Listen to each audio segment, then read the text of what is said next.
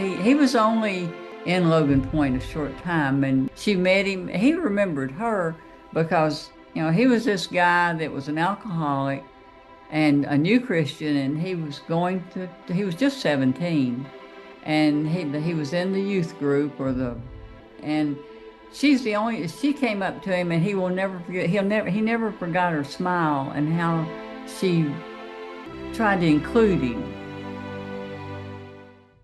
We'll talk about this and much more today. Welcome to a Writer's Day podcast. Hey everyone, welcome to a Writer's Day podcast. My name is Ruth Douthit, and I'm an award-winning multi-published author of books in various genres right now, focusing on suspense. And that's why I'm so thrilled to be talking with our guest today, because I love writing suspense and learning from authors of romantic suspense. And if you like today's episode, please head over to YouTube and subscribe, follow me on Spotify, and leave me a comment. I'd love to know what you think of today's episode. And as usual, head over to my website to sign up for my newsletter, because I give away a book every month, and I just might be giving away a book from today's guest. And she writes amazing books. So head over to artbyruth.com, sign up for my newsletter, where you can learn more about me and my upcoming projects. Okay, let's get started. Patricia Bradley is with me today. Again, she's one of my most favorite guests, and she is the winner of the Inspirational Reader's Choice Award, a SALA Award, and on and on and on. And she's here with us to talk about her new book, On the Edge of Trust. So you know the drill. Grab your favorite beverage, a comfortable chair, kick back and relax as we listen to the amazing Patricia Bradley talk about her new book.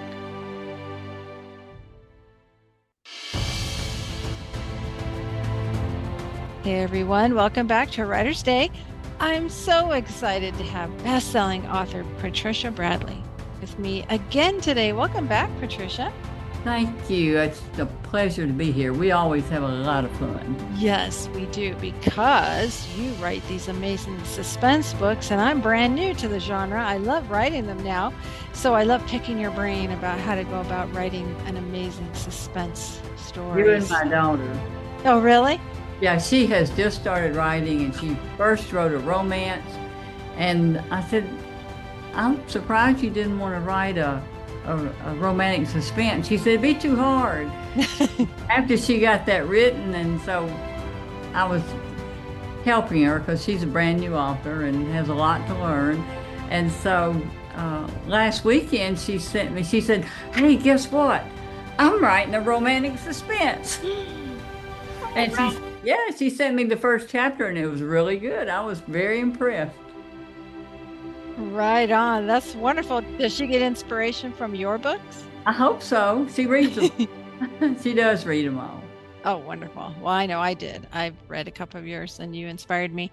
And so what does she find to be challenging about writing this genre as opposed to just a romance? She thought it would be too hard to there's so many. Actually, to me, I think romantic suspense is probably the hardest genre to write because one, you have to have the romance, and especially inspirational because you have to have the romance. You have to have the Christian aspect, but it has to be natural. You can't just stick it in. It has to be. You have to know who your characters are, and that comes out naturally. And then you have to keep all the loose threads that you're throwing out there together. You have to close them all, you have to pull them all together at the end. And it is, to me, it is, I mean, when I started knitting, I found evidently the hardest pattern there was. Make a sweater. So, and I think and that's the way I was about the romantic suspense, but that's what I had always read, and that's what she reads. So it surprised me. Yeah, it would make sense then. Yeah, for her to write that. Yeah. So, and she's excited now. She said, romance, it's, you need something to push it forward, and the crime will do that. And I said, yep. And you're so right. I mean, my son asked me the other day, because we like watching those true crime, documentaries. And he said, Mom, have you ever wanted to write a book that's just, general fiction, just about a serial killer. And I told him I'm more of a show rather than tell person. I to trust the reader's imagination. I think it's so much stronger. General fiction, I mean, they want to write the bizarre psychological, slice them up type of, hurt the woman type of thing. And that's just not me. So I stick with the Christian romantic suspense because I like to just write what leads up to the murder, but I don't want to write the actual murder. You know what I'm saying? That's the way I felt. And actually, the publishers in Christian fiction are, to me, much more supportive of Mm. their authors than general fiction. Because I have a lot of friends in general fiction, and they're always complaining about this, that, and the other. And I'm just feel so blessed for Revell to be my publisher.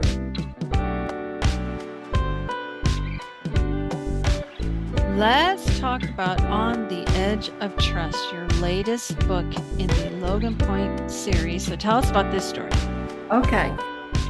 Scott Sinclair was in the first book, and he was the alcoholic 17-year-old rich kid. But I mean, he lived on a trust. His grandfather had left him millions probably that he couldn't get access to. And so a lot of the very first book I wrote, Shadows of the Past, involves Scott. And if you read that one first, you get a lot of his backstory and see how far he's come. And at the end of the book, he had become a Christian, and he had also was trying to get sober. And so when this book opens, 10 or 15 years, right now I can't remember because I've just been figuring out the timeline for the book I'm working on. So anyway, forgive me for that. But anyway, he has been, I think it's 10 years, he has been sober. And so, he's redeemed himself in that he is an FBI undercover agent. So he feels like he's giving something back. He doesn't have to work, but he does, but it's something he doesn't have to work, but it's something he has to do for himself. Okay, that makes sense. I And mean, so he's been wounded, though. Tell us about what happens to him. he was involved in he was working undercover, and he was what was known as the guy who supplies the weapons and things. And so he had set up this big deal so that he could draw in a bunch of their motorcycle gang. And but someone, and this was out west, and someone from back east recognized him. And there was a DEA agent with him, and it blew up, and the DEA agent was killed, and he was wounded. And so he has survivor's guilt. He Mm. he just feels like he should have done something else. So he's Mm. struggling with that as well. Right. And if he can't qualify for the gun range, he'll become a desk jockey, which he absolutely does not want to do. He wants to be an undercover agent. He wants to get back into it. So he's doing rehab and actually learning how to use his left hand. And his PT suggested that he use a fly rod and try, casting with the left. That would teach him accuracy and strength. So that's what he's doing when the book opens, Oh. and Tori arrives, and so Yes, I was going to say this is a podcaster. So tell us about Tori Alexander. she was a news reporter for a station in Knoxville, and she got involved in a story. They gave her a story to report on, she was an investigative reporter, and she turned up evidence that eventually had overturned the conviction of a man who had been in prison for 20 years. And so that, she wants to see justice done. She knows no fear, and that's something she just goes for it, even because a lot of people did not want to see this particular person released because they believed he was guilty, but she did find evidence that proved otherwise, and he was released. And so had gotten a few threats on that, but uh, she had left Logan Point years ago after her mother died in a car crash that she blamed her dad for. So she's got to forgive her. She's got a lot to overcome. Sounds like it. So, what inspired you to create Tori Alexander, this character, as a crime reporter and podcaster? I got hooked on Serial. And that was the most fascinating story about and I can't write in my mind. I have been on vacation in Florida for the last 3 weeks, and I am brain dead. But there was the very first case that the podcaster investigated on Serial was Mhm. fascinating. And she was actually pretty well responsible for getting interest in the case again. And a boy was accused of killing his girlfriend and went to jail for it. And she came up with other evidence and got people involved in it. And that's kind of what was my inspiration for writing this. Okay, so Tori is fixated on making sure justice is served. And so if someone has been wrongly accused, she Right. is on the case. Right. Wow, that's wonderful.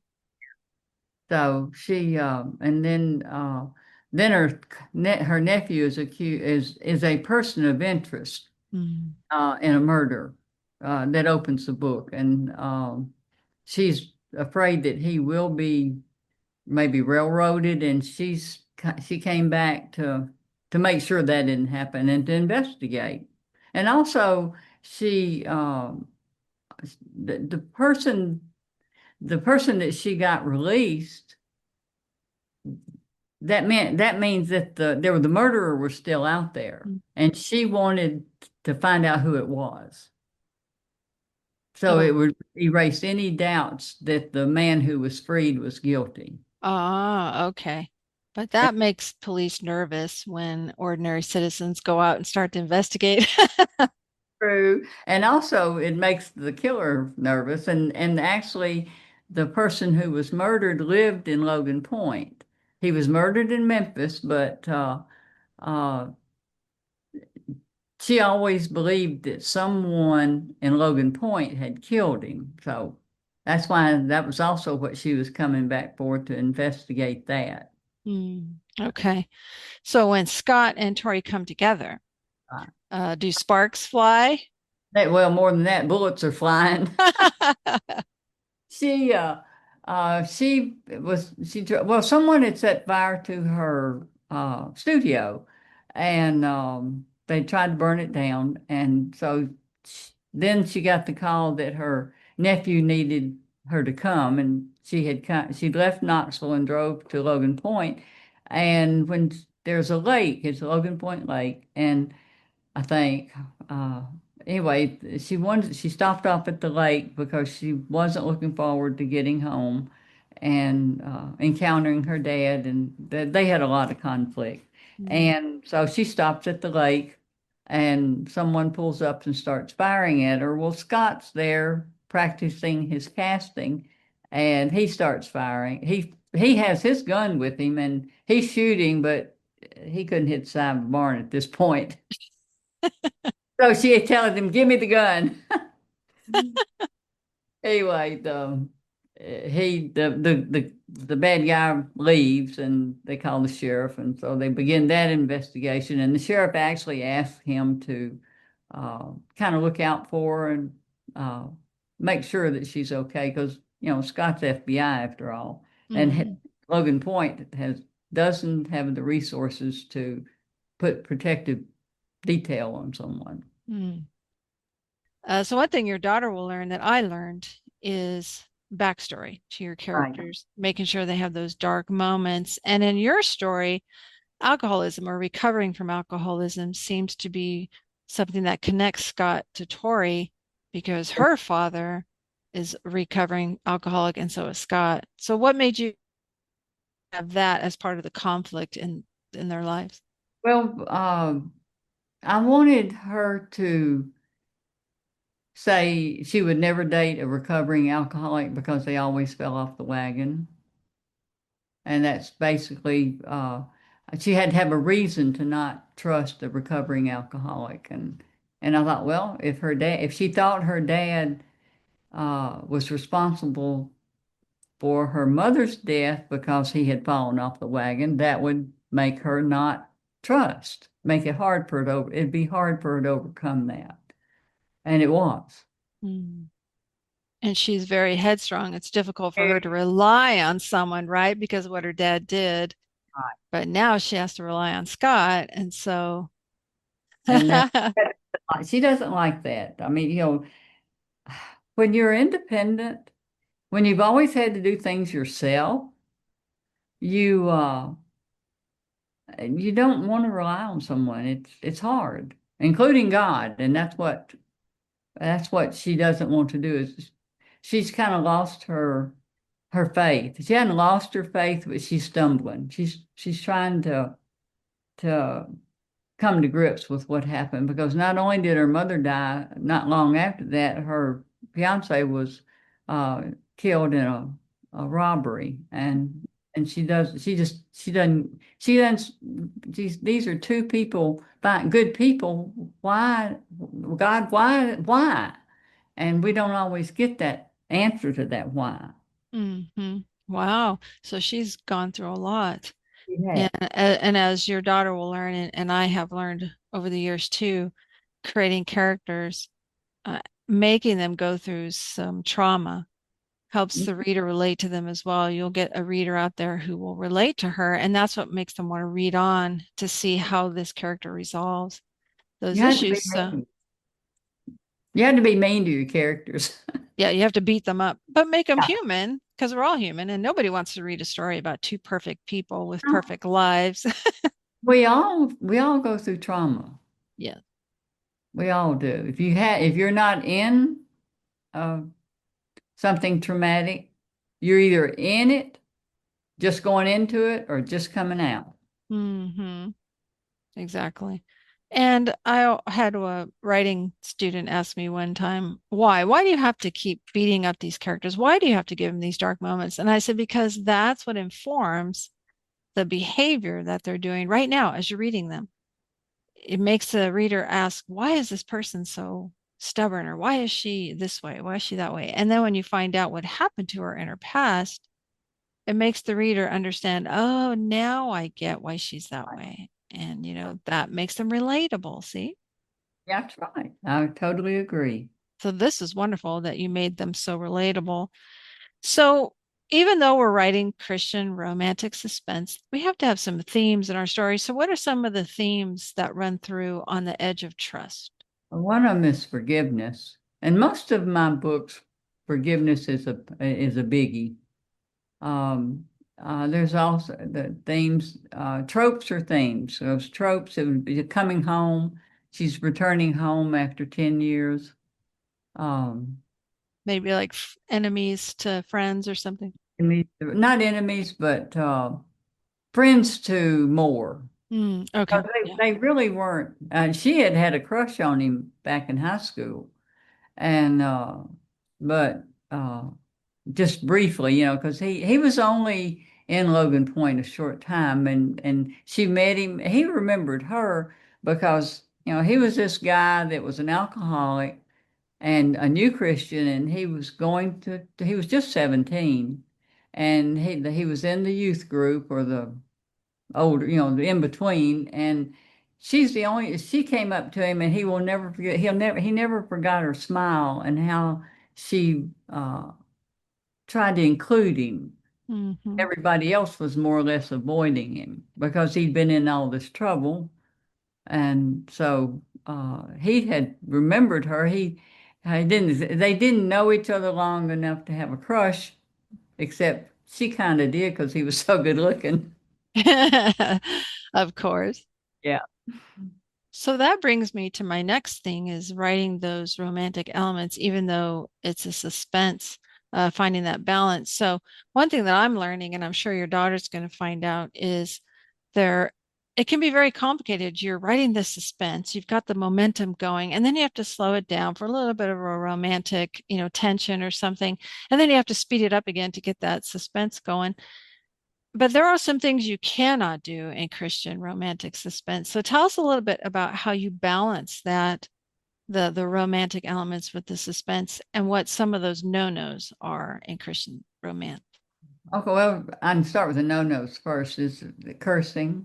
And I could remember a friend of mine wrote for Love Inspired Suspense, and her in the book she was writing, and the husband he was abusive.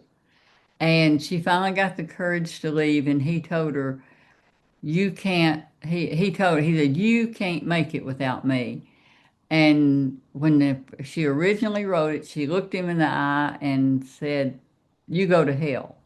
Well, of course, her editor came back with, "You can't say that. You can't write that." And Love Inspired Suspense. So she thought, and then finally she came back. He told her that she couldn't make it without him, and she spit in his face. Now, which is more uh, dramatic? The "you go to hell" or she spit in his face? Hmm. Because to me, when she rewrote it, it was much stronger. It really told the reader, what she thought of him. Hmm.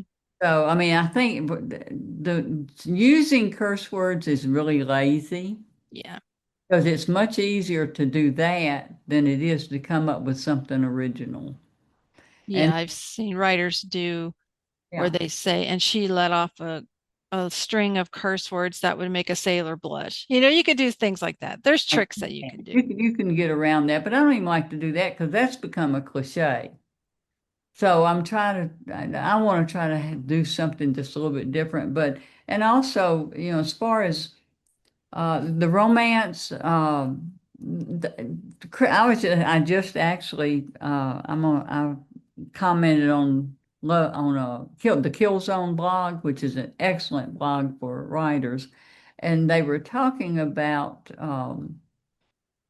books that influenced you. And Kristen Heitzman, I read Free Fall, and that was the first time I realized that you could have sexual tension in a Christian book, because it was very romantic and the suspense was high, but it was fantastic. And so I thought, I can do that. I want to do that. And you can have sexual tension. You just can't. You have to. It has to be delicate, because they kiss. Your characters, they kiss. They're in love. So there is going to be some sexual tension between them. Yeah. Okay. So it just causes the writer to be a little bit more creative. You have to Right. find your voice and how you're doing it. Yeah. And that's why it's important to read romantic suspense Yes. so you can see how best-selling authors like yourself are doing it, right? Now, I struggle with the romance. When I'm writing, I lay down the suspense line, and it comes in usually, maybe 10,000 words less than what I'm turning in, and then I go back and layer in more romance. Um, because I want to get the suspense line is the main line for me. My books don't have 50-50 romance. A lot of romantic suspense authors are able to do that, but I've never been able to do that, because my books happen usually in a period of a week, and it's very hard to work romance into when somebody's trying to kill you, and all you've got is 7 days. Yeah, especially if they just met. I mean, come on, that's Oh yeah, crazy. that's not gonna happen. And even if they just met, Yeah, just reunited. Yeah, reunited after 10 years, you're just not gonna fall in somebody's arms. So, exactly. Yeah, and so these are nuances and skills that your daughter and I are learning as we're trying to write this genre. And it comes with practice and honing your skill, reading the genre, and realizing that you're going to mess up, and that's why your editor will help you. oh, I've never met an edit that I didn't like. Event eventually, they know their business. They do. They know what they're doing, and I'm never. I don't say I haven't questioned it, but I've never said no because they've just always been spot on. That's wonderful. Yeah, Well, so On the Edge of Trust releases in November, so that's right around the corner. November 4th. November 4th. Wow, and it will be here before we know it. And Oh, readers can get in touch with you at ptbradley.com where they can read your blog. right. Oh yeah, and I have the today was mystery question. I have four. It's stupid criminals. It's stupid criminals month. So I've got four crimes. Three of them are true, and I make up one. And it is so hard to make up one because there's. It's just hard to believe people are as stupid as they are. Well, thank you for the podcast and that Kill Zone blog. I'm going to check both of those Oh out. yeah, kills on that is an excellent. If you write romantic suspense or any type of mystery, the Kill Zone. James Scott Bell Oh, yes. has a teaching class on Sunday. What he writes is always teaching, but there are so many others that uh, that are on there. That it's 7 days a week, and it's different authors who are posting, and they also have first page critiques, and you can go back and look, read their the ones that they've already done. I've learned so much from the critiques. Mm. 'Cause Okay. I'm always learning. I don't think you ever Yes. reach the point of where you don't learn. Me too. I attend conferences and workshops, and so I'm going to check out that blog. I just sat in a conference where James Scott Bell was our main speaker, and I So learned so much from him. Oh my yeah, goodness. he is so good. I can't wait for his next Romeo book. Yes, exactly. While he was talking, I was downloading his book to my Kindle. I read all of them. Well, so what's coming next for you? I am working right now on they've already given me a title. Let me pause this. They've already I've got a I say, oh yeah, it's called Deadly Connections, and it's a Natchez Trace Park Rangers book set on the northern district rather than the southern, at around Hohenwald, Tennessee, around the Meriwether Lewis Monument, because he died on the trace Mm. where he had poisoned himself. He was taking arsenic as a medicinal. Anyway, Hmm. there's an elephant sanctuary there. Ooh. Yeah, and that fascinated me. And so the book opens with an elephant finding a bone, a tibia, and bringing it Oh. to the barn where they come every night or every day. Hmm. And so the heroine was a forensic anthropologist, but after her parents died or were killed, they died in an airplane crash in Africa. She felt like she needed to finish their work. They studied elephants in the forest elephants of Africa, and so she wanted to continue their work. And she had been there for 6 months. Quit- she had she had kind of burned out on the forensic anthropology and was doing that, but just happened to be at the park when the elephant brings that, and the forensic anthropologist who will be excavating the body asked her to help, and so that's where that is. And the hero is a Natchez Trace Park Ranger, and she had a crush on him when they all went to school together. This is another Oh. coming back home, returning home book, and she had been living um, in Murfreesboro, I think, Tennessee, and um, so she's digging up the body. She's helping to exhume the body, and but in the meantime, the Natchez Trace Park Ranger has someone has discovered a body in the Buffalo River just off the trace, and so he's investigating that.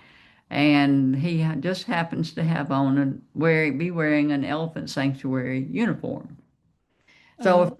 he goes to the sanctuary to talk with the people to find out, more about him, and he sees her name is Sage. Her sister was named Willa, aging hippies, but her parents were. But anyway, he when he sees her, he calls her by her sister's name, Willow, which does not go set well with her because she had been in love with him. And anyway, he recovers, and so they get together in solving the two crimes because uh, her sister disappeared. Willow disappeared 15 years ago, right after college graduation, or right before. And so that's one reason she became a forensic anthropologist, was because she thought maybe someday somebody might discover her body, but she really doesn't even know if she's dead. And there's a good backstory on all that. But anyway, she's been asking questions about her sister and what happened then, and so someone is after her now. And okay. In the opening scene, tries to run her off the road as she goes for this appointment. Okay. And what's the title again? It is Deadly Connections. Ah, okay. Gotcha. That sounds like quite a plot. Wow. It is. You have to really, my plots are kind of convoluted, and it's hard to, they're not easy to explain. You just have to read the book. Yeah, just read the book. Well, On the Edge of Trust, though, releases November 4th. So go out and pre-order your copy right now and head over. Yeah. Baker Books right now has it 40% off and free shipping. That's better than an Amazon deal. Yes, that's true. And I order your books to that, according to that deal all the time. And I just got my last one. So yes, fantastic deal. And then connect with Patricia at ptbradley.com and read her blog. Well, Patricia, as usual, this has been a delight. Thank you for joining me today. Thank you. This has been a lot of fun. Oh, it's always so much fun to talk with Patricia about writing and research and her stories. And they are amazing plots, aren't they? And so head over to Amazon to pre-order your copy of On the Edge of Trust. It sounds amazing. Or head to Baker Books and get that special 40% off and free shipping. And I hope that you've been encouraged by Patricia's story and how she works so hard to make these, like she said, convoluted plots make sense for the reader. She is an award-winning author, so trust me, she knows what she's doing. So read her books, learn from her, and keep going on this writing journey. And thanks so much for listening. Until next time, God bless.